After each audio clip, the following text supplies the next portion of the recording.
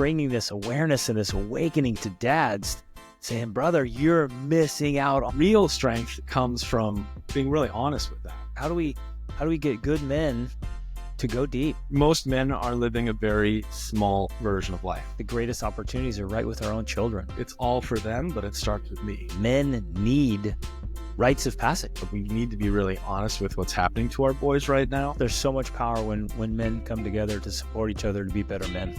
Gentlemen, welcome to the Formidable Family Man podcast. I'm your host, Greg Denning. Today, my guest is Dan Doty. Dan is a writer. He's a men's work leader. He's a wilderness guide, and he's a meditation teacher. Dan and his family live in Maine. He's got a wife and 3 young children. He's the co-founder of Everyman, which is an organization dedicated to emotional well-being for men, and he's a founder of Fatherhood Unlocked.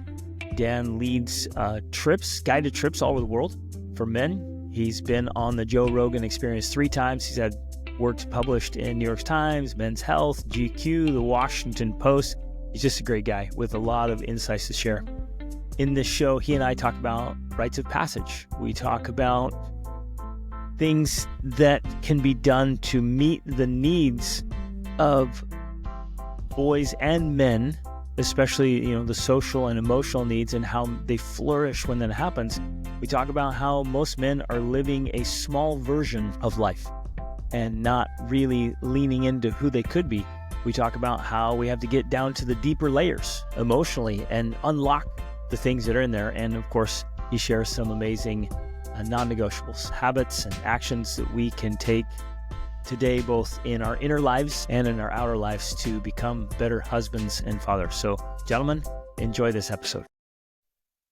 All right, Dan, man, super excited to have you here today, brother, and talk about some of the cool projects you're doing and hear some of the amazing stories you had. Why don't you give us an introduction, tell us about yourself and your family and the work you're doing.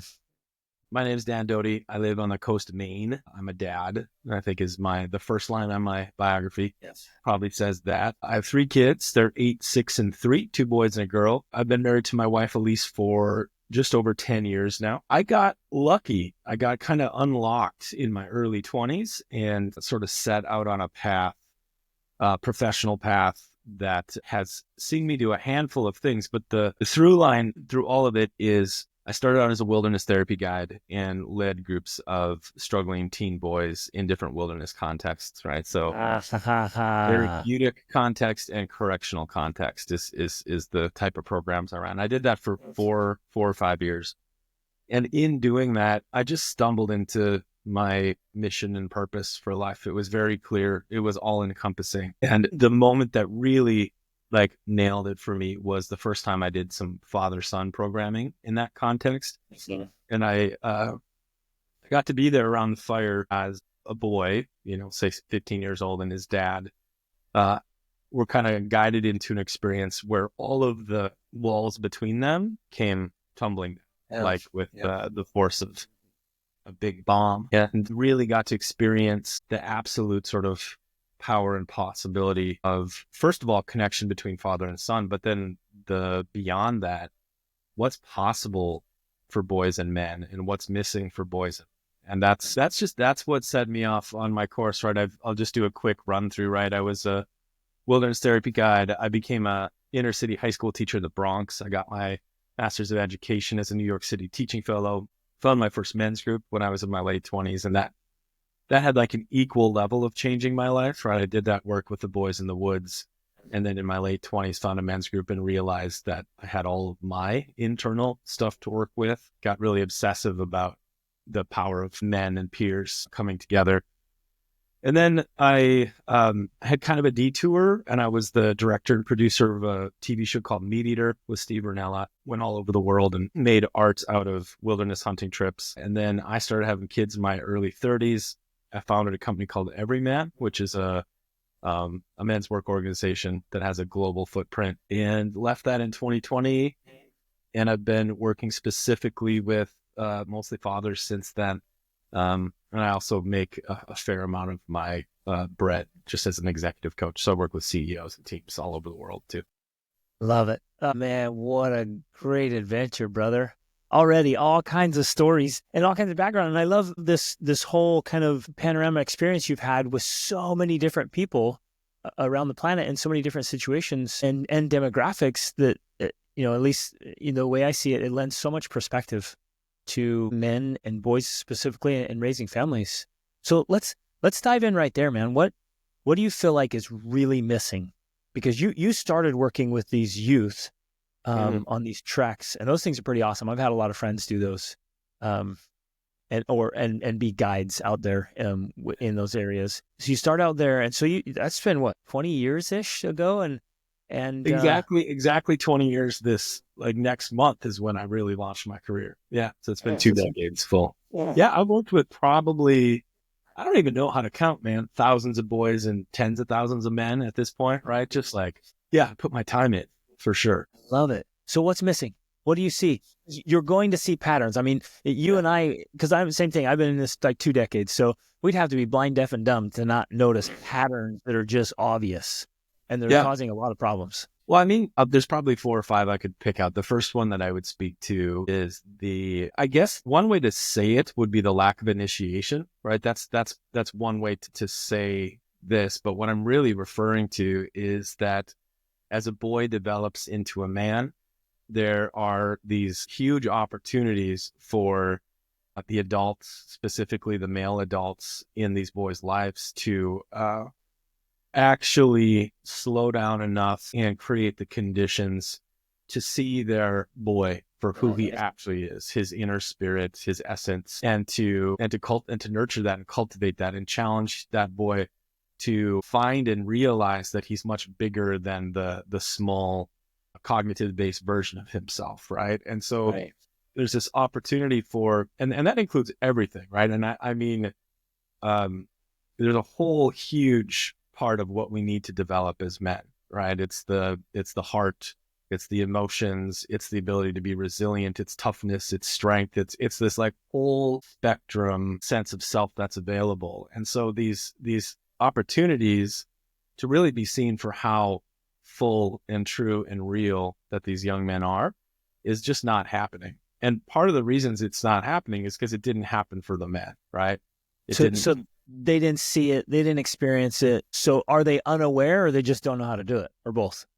Both, because most men are living a very small version of life compared to what's actually available, what's possible. And if that is your reality, how could you parent or guide the next generation into something that you're not even aware of yourself? So if you're in this reality, and I like the way you frame that up, because then it's it's no fault of theirs. It's not, you're not culpable, you're not guilty. You just know. So how do they find out? How do they discover this? How do we get?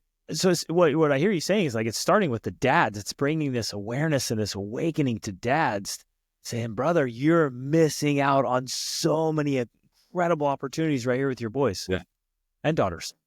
Yeah. I mean, what I found, so how do we get dads to wake up to that? I mean, I think that, the men's group and the men's retreats and the men's work that I've led and guided and been a part of is one avenue, right? It's not the only avenue, but it's one avenue where guys get together wherever they are in life. And I'll just use myself as an example, right? So I was 27, living in New York City, and was teaching and just got burnt out and I don't know, messed up, right? I was a wilderness dude, and I moved to inner city, and I was teaching in this wild school all day and going to class at night, and just it was intense, man. And I had a bit of a breakdown, and in the midst of that breakdown, I got invited to a men's group for the first time.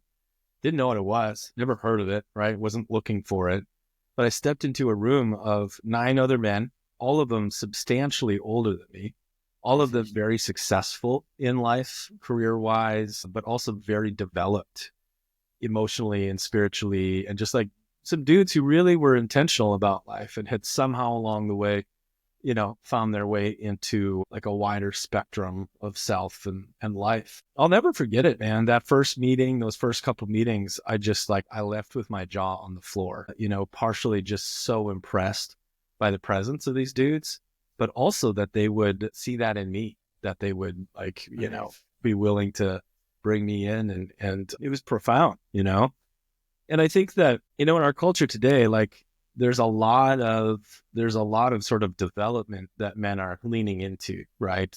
Physical development, moral development, different things. But from my perspective, I think that there's like these layers deeper, much deeper than a lot of men go to. And it's interesting. I mean, the question is like, how do you make men more aware of what's possible? Right. So that's been a big part of my world and my work for a long time is finding ways to message to men that more is possible. Same.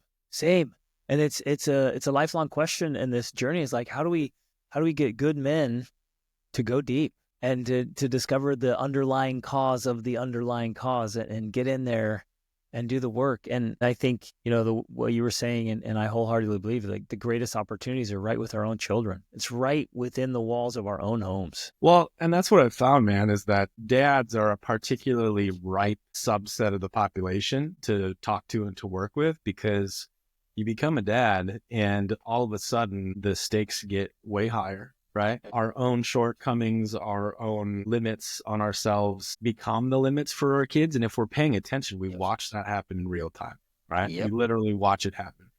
It happened to me. Yeah. I mean, it happened to me. It still happens to me all the time, Yep. And it's not fun. It doesn't feel good, And so I think that naturally calls out in dads the need for the possibility for a real awakening and rite of passage for themselves, and there's this added bonus of like, a tagline we use at Fatherhood Unlocked is, it's all for them, but it starts with me. It's all for them. It starts with you. Perfect. And I think that kids also offer that accountability function of like, they are constantly feeding back to you who you are. Right. And so it's kind of a perfect setup for a man to go deeper and it is really discover who he is. Yeah. And man, having kids is the most rewarding work there is. It's the most challenging work there is. It's the most humbling, because you're right. It's just a constant little mirror.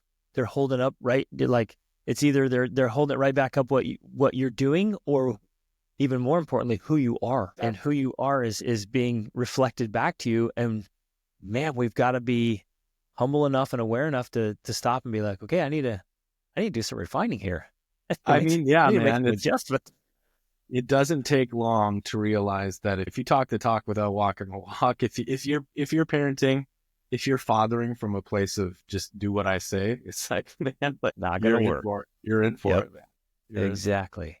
Okay, so how can we? You mentioned rites of passage. Let's touch on that, because I know you are big on that. I wholeheartedly believe in that. You lead experiences. I'm guessing the experiences, we often think to get a boy to become a man, it's a rite of passage, but there's a lot of men who still, well, and I don't even want to make it sound like it's this lower level thing. Men need rites of passage.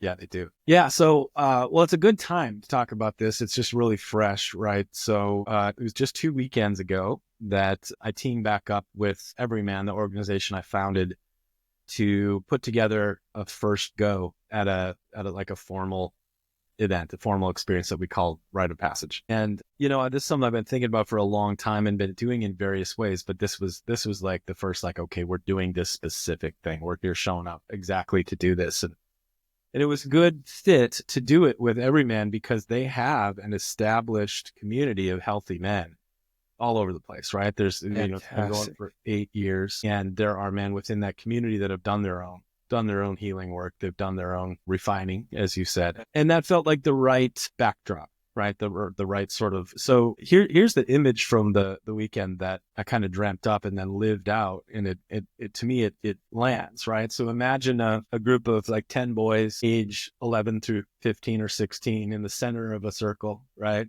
Around them, their dads or uncles or mentors, whoever took the interest and the care and the time to go and do this experience with their dude. And then a third circle of men around the dads, which is just healthy male peers, right? Like a larger men's community that are there to support the whole thing. Yeah. And I'll just give you a quick overview of the experience because I think it grounds it in reality, right? So we had everybody come. It was just 2 days. It was Friday through Sunday, right? Had everybody come in. The first night, I led a bunch of connection exercises and sort of set the tone for the whole weekend. And then sunrise, day 2, we send the boys away for 24 hours to go through a series of challenges. And they slept out. They built their own shelter, fire, ice baths, This is emotional. away from their dads. Away Just from the the boys dads. doing their own thing.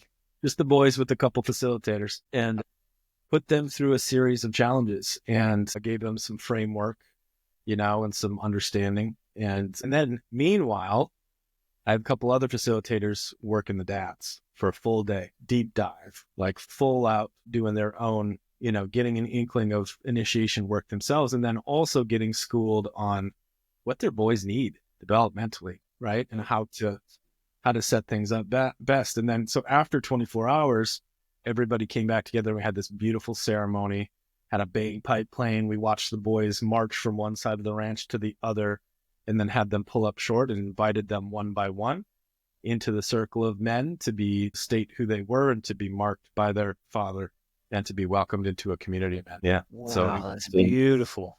So and transformative. it was amazing. And there was another retreat on the same property of men, and they were there to support the whole thing too. So it was epic. It was truly That's incredible. Man, there's so much power when men come together to support each other to be better men. Yeah. Can I ask a question about the work for the dads? Mm-hmm. Do you find it's a lot of kind of processing, like internal processing, emotional, mental, spiritual processing, like dealing with some of their own stuff and kind of having it's the inner work, right? Yeah. Reflects so much in the outer life. It is. That's a good chunk of it. And like that organization, Every Man does that insanely, right? We've built up the capacity, and we do that inner work really, really well.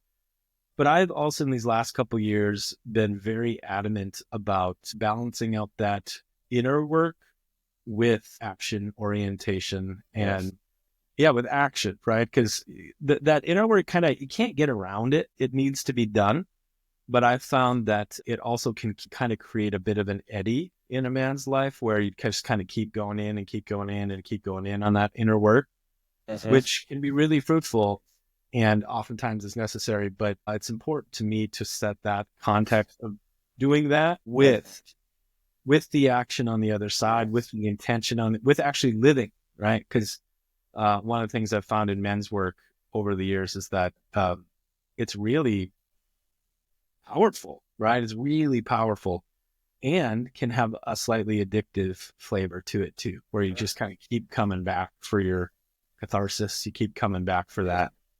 So it's both, but yes, it does involve. So, like on that day, the focuses with the men were just setting the conditions for them just to cut the sorry, if I remember right, you try not to swear on this podcast. You're good, but that phrase works. Yeah. Well, you try to cut the BS and just set the conditions for just real honesty. Right. Yeah. And so, I mean, it's actually a very fast, beautiful process to set it up so that guys can actually look each other in the eye and be real about where they are. And as soon as you start that process, it just unfolds into this really important and even predictable pattern of, so many men just assume that they're going through their own unique problems when the reality is that everybody is, and as soon as that's real fascinating. They always feel so isolated and alone. They think I'm the only one suffering like this. Yeah. As soon as you break that down, man, everything changes. Everything changes as soon as there's that. It really is just setting the conditions, making it appropriate and safe, and so men are just willing to be straight with you. Yep. Powerful. So give me some specifics. What are some, because I know the listeners would want some specific actions. What are things that men can start doing today to be better fathers? What are some of the challenges or invitations you give to the men you work with? Say, hey, look, go home and do this and watch what happens. Yeah. One really fruitful one and fun one, I think, is that regardless of how old your kids are, you can run some practice time. And the practice time looks like taking your phone and setting a timer for, 5 minutes, 10 minutes, turning it on airplane mode. And then your job in that is to set your phone aside and get on the level of your kid, whatever that means. If they're a baby, get on the floor with them. If they're a toddler, squat down. If they're a teenager, get on the couch, whatever that is, and just show up with all of your attention, unbroken for that amount of time, right? Just get in their world and treat it like a meditation where it's like, you might get a thought of work or something else to do, but no, just like learn to be there. Practice just being there, right? That sort of unbroken presence, unbroken attention. That's one very clear thing to work on. There's another element though, where,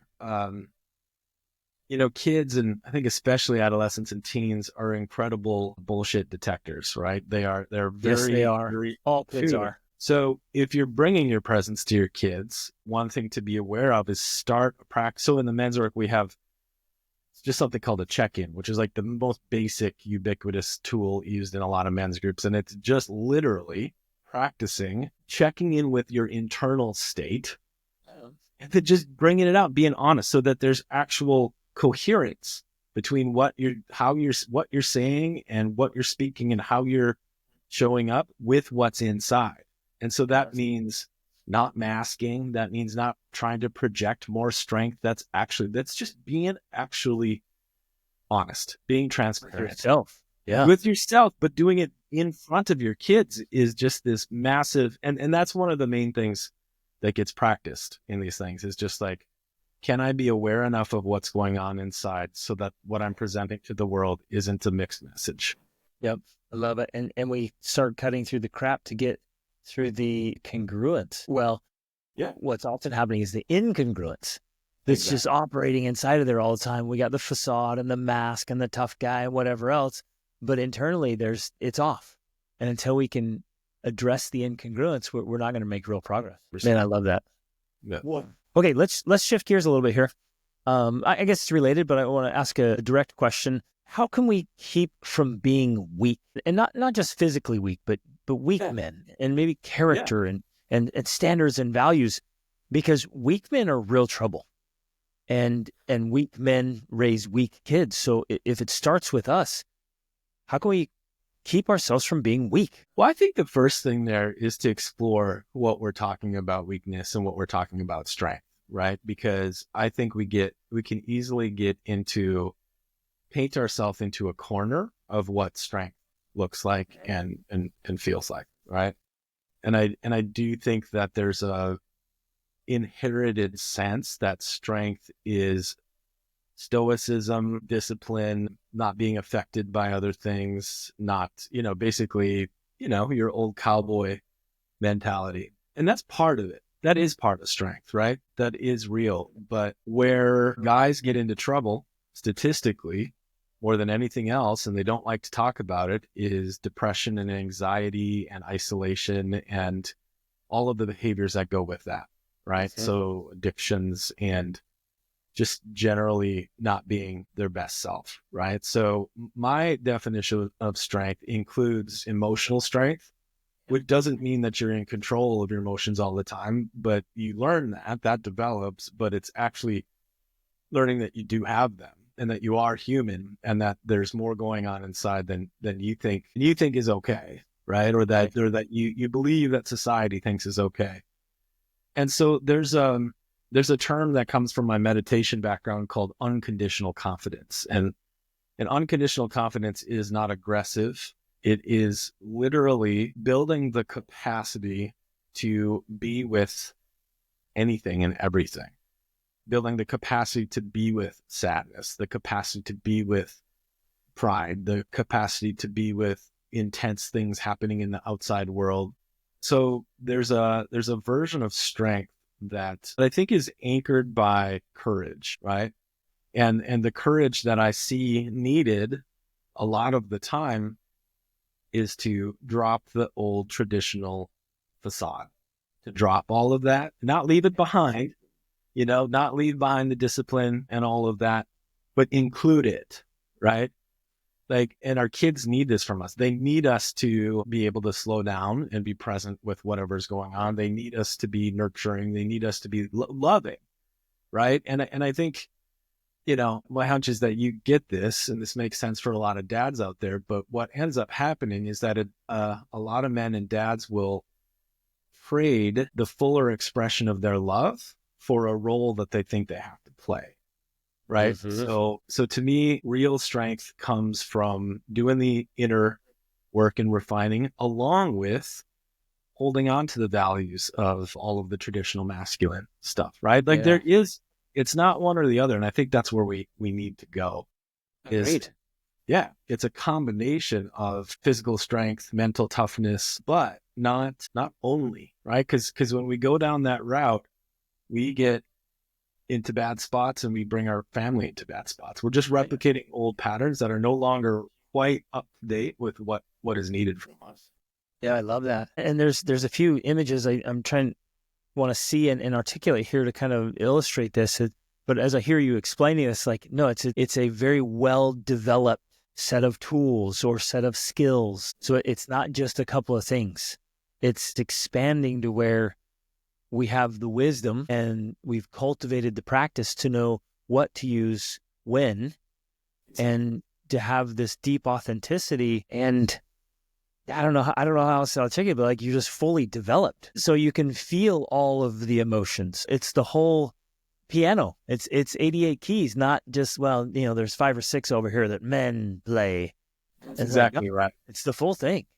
Yeah. And language that I don't use a lot on purpose, and I really mean that. I don't like lean in heavily on this, but I think when we talk about strength and weakness, there is an inherited set of rules that a lot of men assume.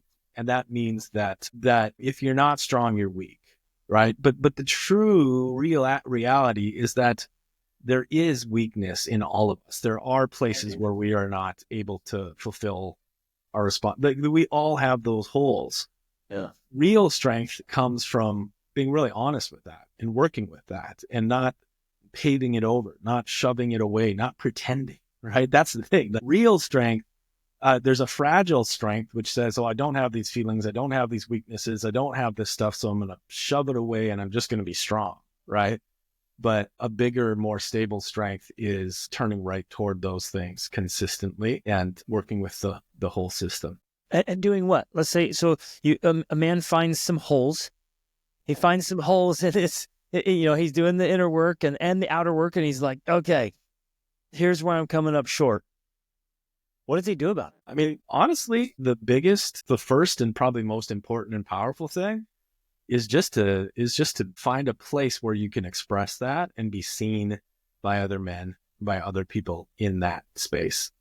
And what happens in that moment, or you build the capacity to be honest with others, then it's almost just like, I don't know, water or energy just like rushes in. It just like fills up those holes, right? And one of my mentors would always say the antidote to shame is honor, right? So if you can stand in front of some dudes or whatever, therapist or coach or whatever it is, whatever context you set up, and you can look people in the eye as you be honest about your whole truth, right?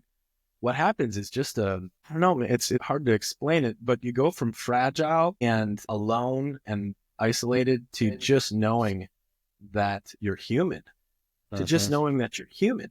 And then from that place, then you can start leaning in, right? Then you can start building capacity. Then you can set goals. Then you can be accountable. Then you can work on shit.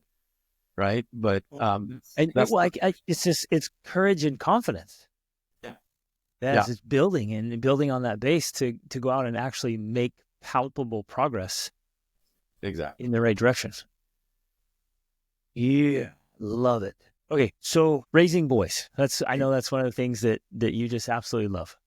Let's talk about that for a little bit. What are the things that you feel like right now, this year are the most important elements that dads can focus on to raise sons? Yeah. And let me preface it by saying that it tends to be the same stuff that men need to, right? So I'll give you my little overview here. And it's designed for boys, but it's also designed for boys in a culture where a lot of men haven't had this development, right? So here's the story. The first chapter of this spectrum is that we need to be really honest with what's happening to our boys right now. the statistics about suicide and depression and doing poorly in school and not getting jobs and not dating, like there is something happening. Absolutely. Richard Reeves has talked about it in really poignantly in the last couple of years. And so we need to get clear on that, right? I think that those are the stakes that we're talking about when we're talking about raising boys. The next major point that I run people through, parents through, that there kind of is, for most people, there's no external service or institution or voice that is prescribing what a healthy man looks like anymore, right? There's a lot of confusion out there. And I'm sure there's some people that hear that and they're like, hold on, that's not true. I don't know. But if you zoom out far enough, there's a lot of confusion about masculinity and the role. Agreed. Right? So I guide parents to do that work of defining healthy masculinity for their family, being like, this is a North Star. In our family, this is what it means to be a healthy man. And for my family and what I teach, it's this full spectrum, right? We're going to be tough as nails and soft as goo when we need to, right? We're going to have this full spectrum in us. So with a North Star, then the major areas that I work with first is emotional and social development, right? Our boys are isolating and technology is making it way worse. So boys need to learn about their internal world. They need to learn about their emotions. They need to learn not to repress things. They need to have a place to go to be seen the same way that men need to be seen in a full spectrum. And we also, as parents, need to really, really be aware and cultivate friendships, mentorships, connections, and really be on top of that. Isolation is killing, right? Isolation kills boys in many ways. Yep. And so men. that's that first block, emotional and social capacity and connection, right? We got to make sure that's... Can I jump in right there? Because I know you teach this, and I saw it, I wrote it down for our notes here, that boys and men come alive when they have their social and emotional needs met. Absolutely. And it's so powerful how but that can be, for some people who's listening, that might still be a little confusing, a little vague. Could you maybe articulate a few things, kind of like, because I guess what's happening is there's a lot of good people who are like, look, I want my boys to thrive. I want, and I'm willing to meet their social, emotional needs. What are they? Right? And there's just a lot of they just don't know. Yeah.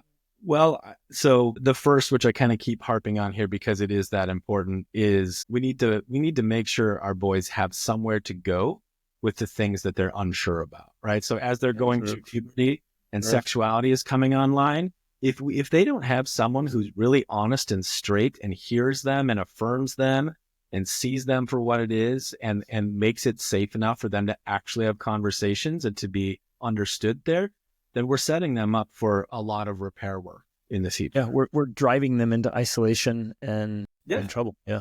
I mean, they need to be able to have a place. An example is one of the places my oldest is 8, and he's not going through puberty yet, but there was things happening in life where he was starting to recognize things about sex and sexuality. And he had questions, and so we were sitting in a sauna one day, and I had a first sex talk with him at age 7, late 7, early 8.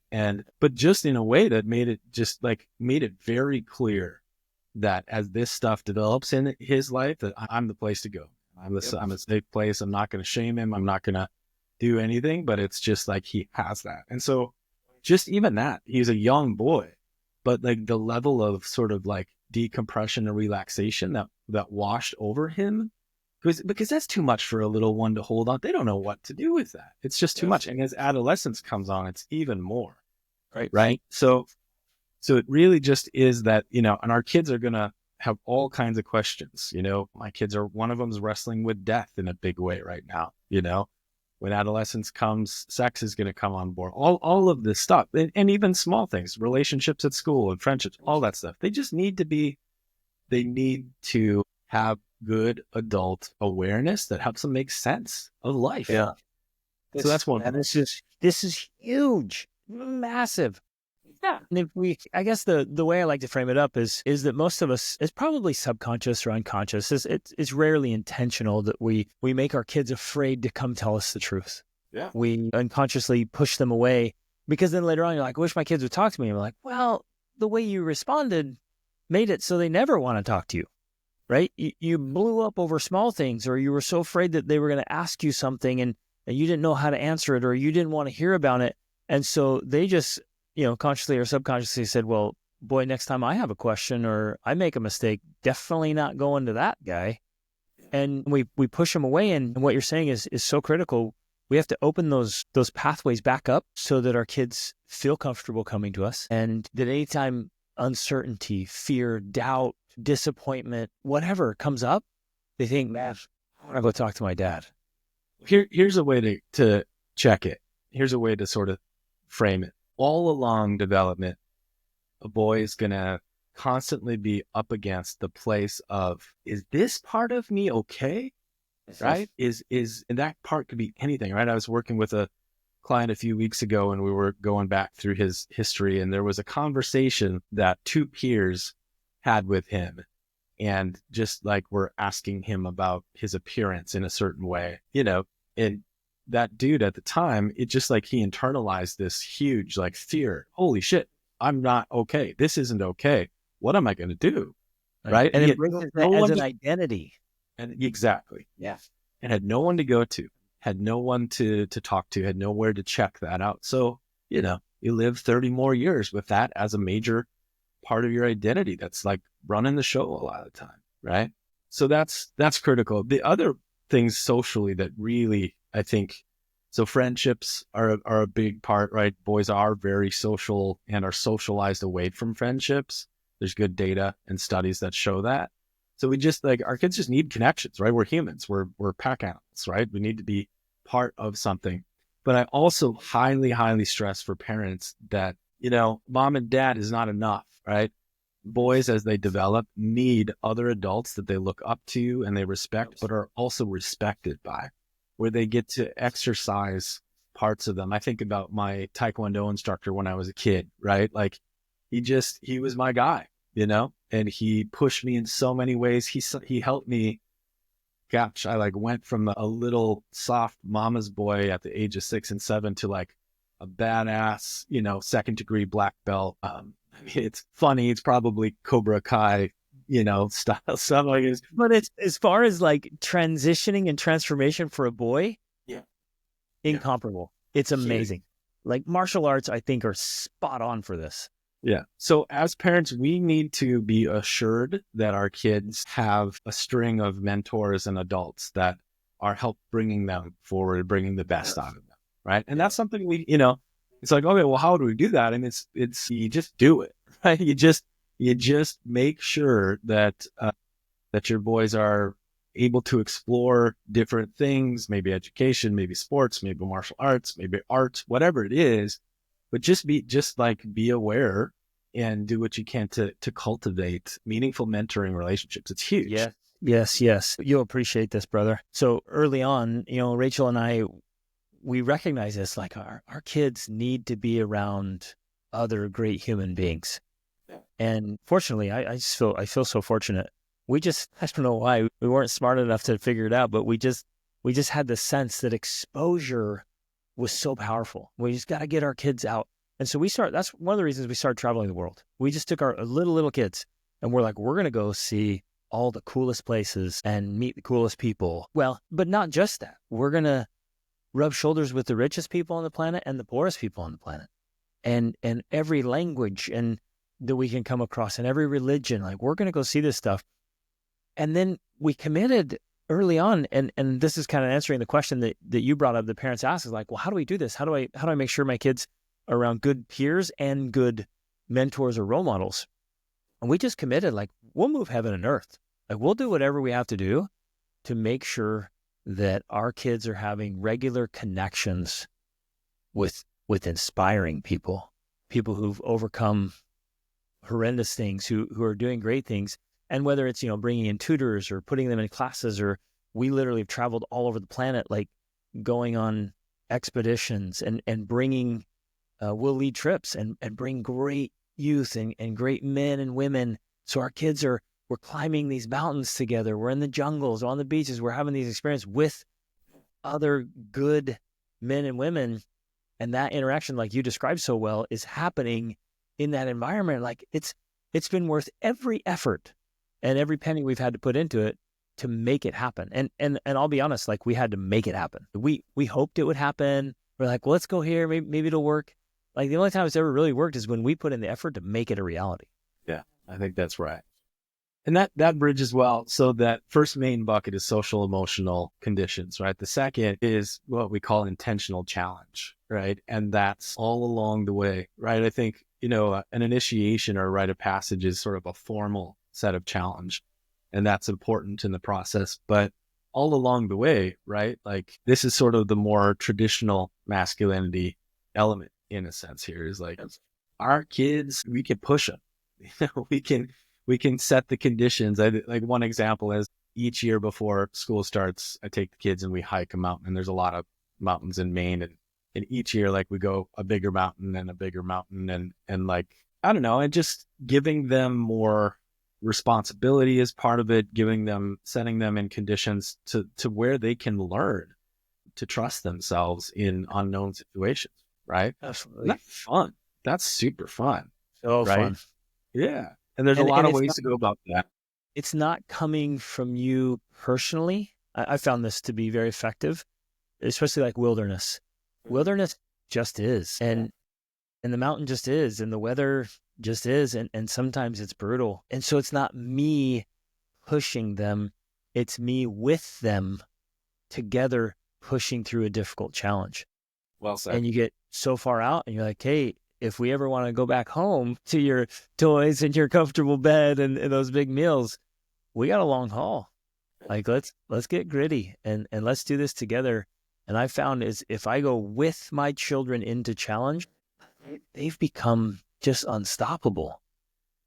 And now seeing them as teenagers and young adults, like, I'm 12 years ahead of you with your kiddos, and like, you see it play out now. It's just like, yes, this is so awesome to see, these young adult men just gritty and tough, right? When taking on challenges, but then also tender and sensitive to people's struggles and emotions. It's amazing. Yeah. And I think one note on that too, the challenge is that it's different for every kid, right? And I think taking the time to meet your kids where they are, and, just being able to map out that next step, that next level. And, I learned so much about this on the wilderness programs with adolescents, right? Like, you get a group of 10 dudes and all different types of dudes, right? Your 12-year-old little video game addict and your 17-year-old thug, right? In the same group. And you have to learn how to make it work for all of them and help them each develop. And, in that case, I mean, you can imagine if we're hiking a 10-mile day, then the 17-year-old is not struggling with the hike so much, but the 12-year-old is. And that creates all kinds of dynamics, but it creates a different set of challenges for everybody involved, right? And so I think it's easy to prescribe for our kids what toughness means, what strength means, but if we're not taking the time to really see them where they are, we can make some missteps. Right. And seeing that bigger picture of the well-rounded, fully developed toughness. Oh, I love that, brother. What are some specific habits, maybe some non-negotiable habits that keep you at your best as a husband and father, and some habits that they're in your family dynamics that you found like, hey, this just works? I have a therapist that I've been working with for about a year right now that has just helped immensely. I have a men's group that I just restarted. We're actually just starting again, but both of those for me fall under the category of not hiding out, right? Yeah. Or not, just making sure that I have a place where I'm getting all the way down to the bottom of my truth and what's going on, and not just like throwing away thoughts and habits and things like that, right? I just feel like that's such a non-negotiable. I've had a meditation practice for many years, 14, 15 years now. That's a big part. And then just, physical sort of challenge too. Like this year, I'm co-leading a trip to Kilimanjaro, and it's just it's just an absolutely amazing force function to have a big expedition coming up that I need to be ready for. Every year I run a couple hunts. I run a couple first-time hunts because of my background, and so I do men's growth-oriented trips in the context of learning to hunt, which is really wonderful and powerful. And So yeah, Oh I just try man, to I keep. would love to bring my kids and join you on a hunt. That would be You awesome. should. You Oh, should, I man. love it. You should. Yeah. So one year ago this month, I hiked. I also led a trip up Kilimanjaro with my kids, my 4 teenagers, and we led a group. And then I'm going back in a year from now, again Nice. leading another group up, and it's amazing. It's beautiful. It's wonderful. That country, those people, that mountain. The mountain is special, and I it's can't it's wait. It'll be my transformative. first time. Good. Like the first 6 days, it's amazing. Seventh day, you earn it. You earn it. Oh, it's tough. But everyone needs to have experiences like that or some form of that kind of experience where it tests you. Yeah.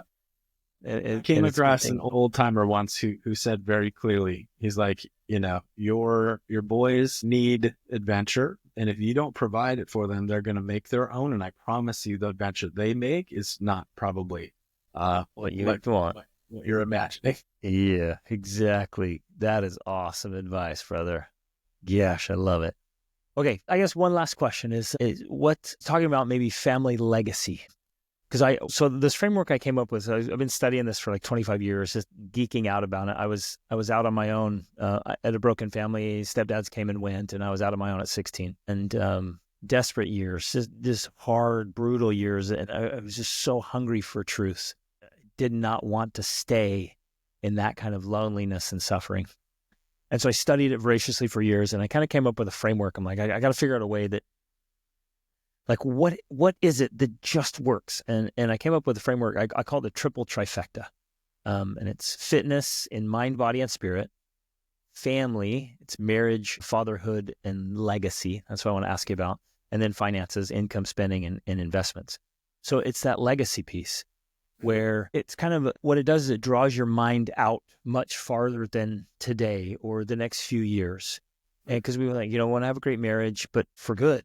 Like we want to, raise great kids, but it's not today. It's not this month. It's not this year. Like this is legacy stuff. It's the whole time your kids are under the roof. And then it's legacy for your grandkids. Yeah. So in that kind of framework of legacy stuff, what is it that you want your children most to remember about their time under your roof, right? What is it that you would say if they could look back and it's like, what's my dad's legacy?